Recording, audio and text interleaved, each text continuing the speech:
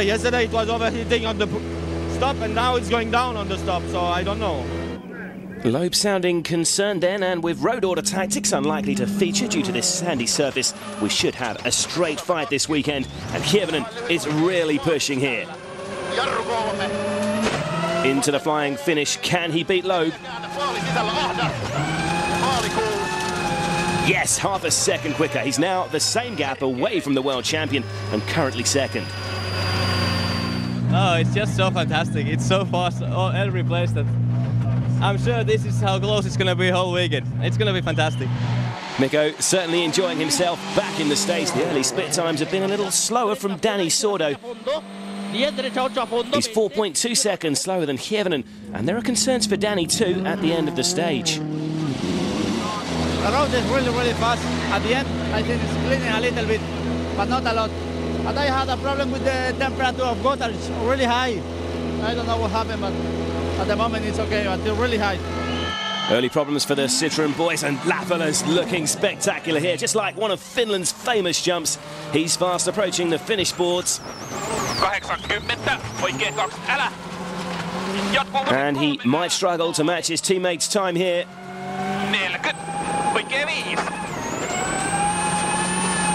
No, not quite. 3.1 seconds slower than Mikko. Jari-Matti slots into third on the leaderboard, 4.2 seconds behind his teammate.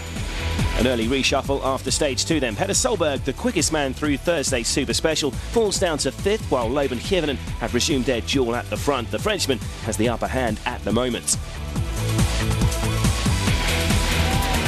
And the battle between the WRC's Big Two continues after the break.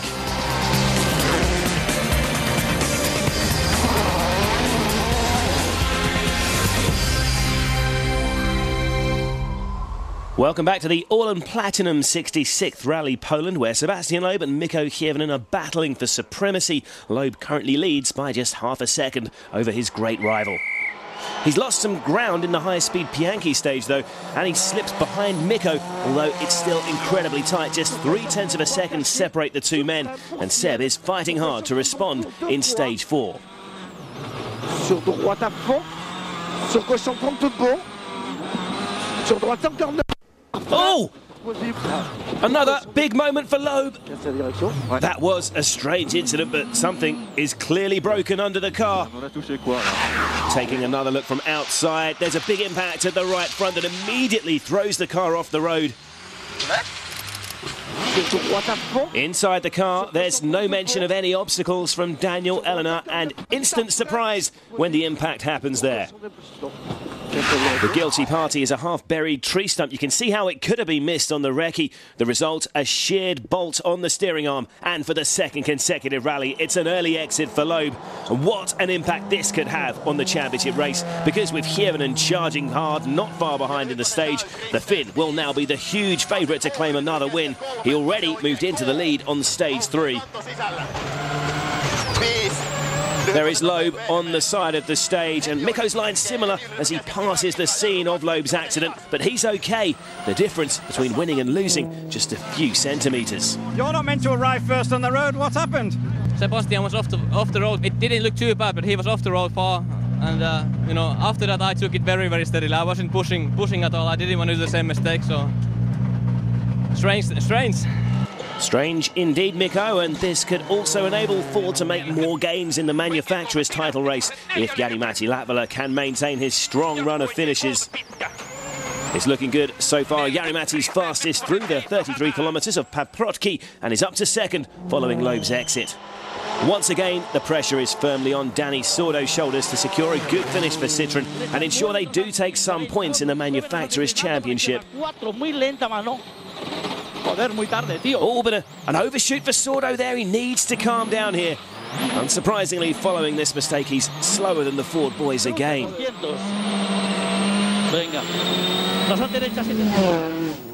It's been a good start for Evgeny Novikov. The Russian border not too far away. This is the closest the 18-year-old will get to racing on home soil, and he's already up to 5th. Attention, crest the middle, right 0 very short, left 0 very short, 40 straight, crest middle, 50. Terrific commitment from the youngster here. Top, left 0 very short, right 0 very short. Attention, crest immediate, left 1 very narrow. Oh, but he's off too! No. He and co-driver Dale Moscat are still going. Three corners. But they could have done some damage there. Some nearby fans caught the action. Scary moment for Novikov. They have continued on into the stage, but there's clearly something wrong with the car. He's all over the place at the moment. Hang on. Right one hard.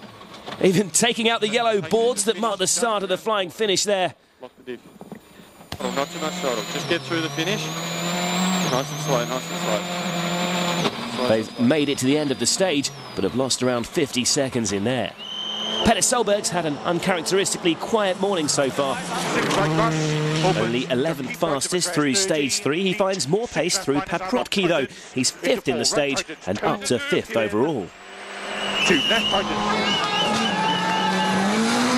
But for once he's not the leading Norwegian. That honour belongs to Andreas Mikkelsen. The young privateer is appearing in a Skoda Fabia for the first time and is certainly impressing in his first WRC outing of 2009. 4th fastest through stage 4. He's just over 19 seconds behind Danny Sordo. Back in the stage, Daniel Elena is left to analyse another costly error. It's no chance for in this moment. It's on a straight, a little wood inside that it's when he passes and blocks the suspension and stopped directly. So like a tree stump? Tree stump, yeah. But little, not big, and you don't see that, and Ricky, and you pass. And I see Rosberg touch the same, and he passed. It's unlucky for us. Broken suspension has also ended Novikov's day, and with no Loeb on the leaderboard, it's a Ford 1-2 again, with Hirvonen 2.4 seconds ahead of his teammate and Sordo third. Further back, Sebastian Ogier, Henning Solberg and Matthew Wilson round off the top 8. Back at the service park in Mikko Aiki, and once again, Loeb is trying to work out where it all went wrong. Yeah, it happened that in the third stage of the day, the start of the stage, in a right-hander, it was a stump nearly on the road, just a bit in the sand on the side, and that I didn't see. I didn't have it in the notes. Danny didn't have it. Ogier didn't have it. No one knows about that, and I just hit a bit and broken the suspension. So it was a problem with the notes then? No, I see, no one has it in the notes. It was just a bit covered by sand. I think it's just a question of bad luck, I think.